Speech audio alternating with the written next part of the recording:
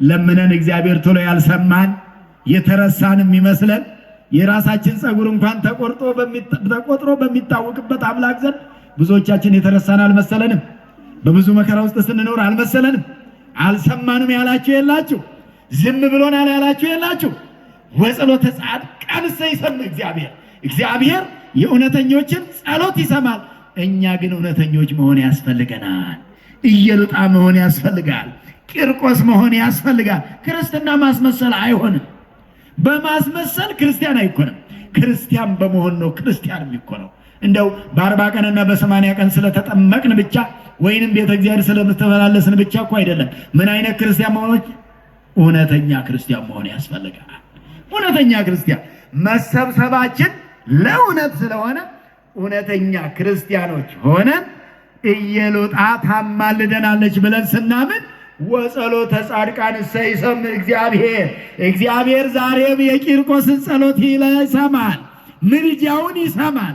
የኢየሉጣን ሕፃን ወእሙ አለ ቅዱስ ያሬድ ክልኤሆሙ ፈጸሙ ገድሎሙ።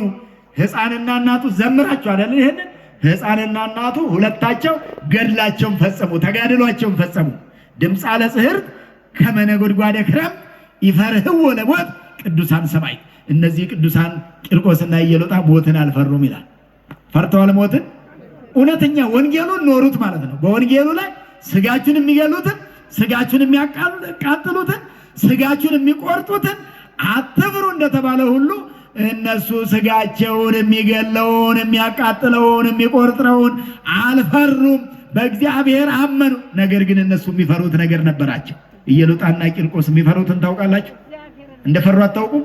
እሳት አልፈሩም። እሳትን፣ ሞትን አልፈሩም። እግዚአብሔርንም ይፈራሉ። ሌላ ያልፈሩት ነገር ምንድን ነው? የሚነግረኝ ሰው አለ? ኢየሉጣና ቂርቆስ ሞትን አልፈሩም። የሚፈሩት ግን አለ። ምን ነው የሚፈሩት? እግዚአብሔር ይስጥልኝ፣ ቃለ ሕይወት ያሰማልኝ በሏት። ቃለ ሕይወት ያሰማልን። ኃጢአትን ግን ይፈራሉ። አያችሁ፣ የነሱና እኛ ኃጢአት አንፈራም፣ ሞትን ግን እንፈራለን። እነሱ ሞትን አይፈሩም፣ ኃጢአትን ይፈራሉ ነው።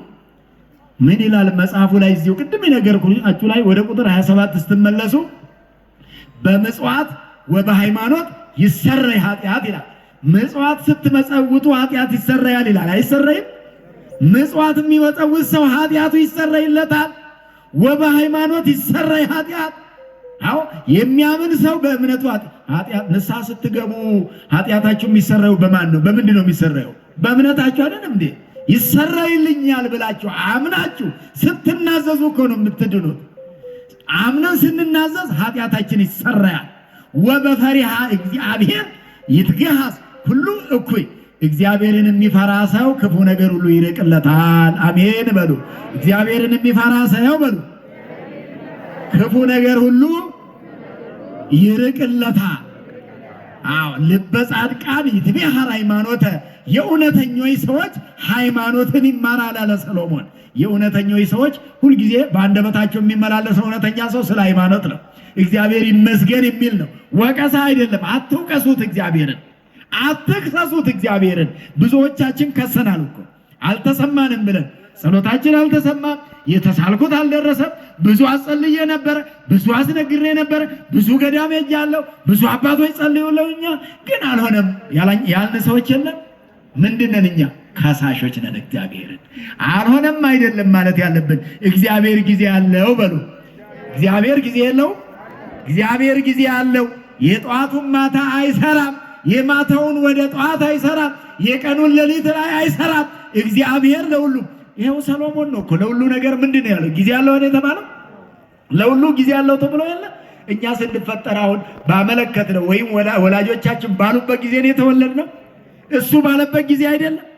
ለመወለድ ጊዜ ስላለው፣ ለመሞትም ጊዜ ስላለው፣ ለመኖርም ጊዜ ስላለው፣ ለጨዋታ እንኳን ጊዜ አለው አለ። ለሳቅ እንኳን ጊዜ አለው አለ ያለው ጥበበኛ ስለሆነ። ያለ ቦታው ፈገግታ ቢኖር አይሆንም ማለት ነው። ያለ ቦታው ቁጣም ሲሆን አይሆንም ማለት ነው። እግዚአብሔር ጊዜ ያለው ያረዳን ወይንም ደግሞ የጠየቅነውን ነገር ያልፈጸመልን ጊዜ ስላለው ነው። ወይንም ደግሞ የማይጠቅመንን ነገር ከልክሎን ይሆናል። እኛ ከመለመን ውጭ እኮ ሌላ የምናውቀው ነገር የለም። ሲጀመር እኮ መለመንም የለብንም። መለመን ሳይሆን የሚገባው አንተ የፈቀድከው ይሁን ነበረ መባል ያለበት። ክርስቲያን ወይኩን ፈቃድከ ነው የሚለው ጌታ ኢየሱስ ክርስቶስ ራሱ ወንጌሉን ሲያስተምር ምንድን ነው ያለው? ፈቃድ ይሁን በሉ አይደል ያለው። ስትጸልዩ አቡነ ዘበሰማያት ምንድን ነው የሚለው? ፈቃድ ይሁን እኮ ነው የሚለው። ከዛ ወጥተን ነው እኛ መኪና ስንለምን፣ ቤት ሲለመን፣ ኑሮ ሲለመን፣ ትዳር ሲለመን፣ ልጅ ሲለመን፣ ግማሹም ደግሞ ጎረቤት ጋር ሰላም ሲያጣ ደህና ጎረቤትም ስጠኝ ብሎም ይለምናል። ራሱ ደህና ሳይሆንም እንዲህ የሚለምንም ሁሉ አለ። ራሱን ጥሩ እያደረገ የሌላው ብቻ እየታየው፣ የሰው ኃጢአት እየታየው፣ የሰው በደል እየታየው፣ የራሱ በደል የማይታየው ብዙዎቻችን የራሳችን በደል ተሰውሮብናል። ይግለጽልን እግዚአብሔር። አሜን በሉ።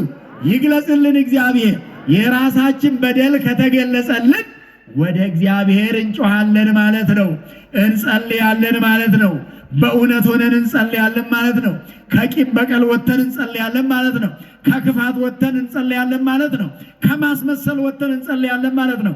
የዛን ጊዜ እግዚአብሔር በሉ የእውነተኞችን ጸሎት ይሰማል በሉ። እግዚአብሔር በሉ የምንን ጸሎት? የነማንን?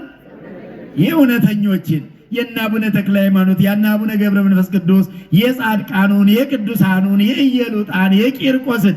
ሌላው ቅዱስ ገብርኤልን ደግሞ እስመ ለመላእክቲሁ ይእዝዞሙ በእንቲአከ ይላል መዝሙረ ዳዊት መዝሙር 90 ላይ ቁጥር 11 ላይ መላእክቱን ስላንተ ያዛቸዋል ይላል። አያችሁ፣ ስለኛ ለካ ይታዘዛሉ፣ ይላካሉ።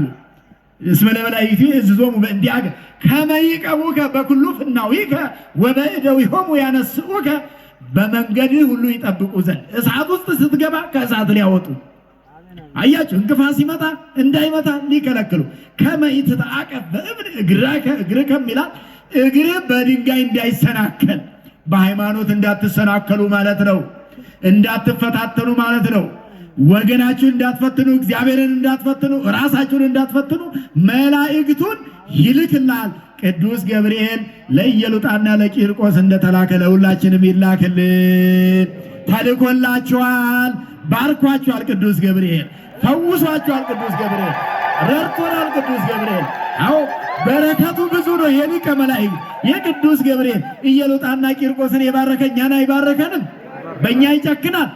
እኛንን የምንጨክነው እንጂ ቅዱስ ገብርኤል ይጨክንብናል? ወገኖች ቢጨክንብን ኖሮ ያገኘነው ሁሉ ቆመን የሄድነው በሕይወት ያደርነው በሕይወት የዋልነው እዚህ የደረስነው ክብርና ምስጋና ለአምላከ ቅዱስ ገብርኤል ይሁን።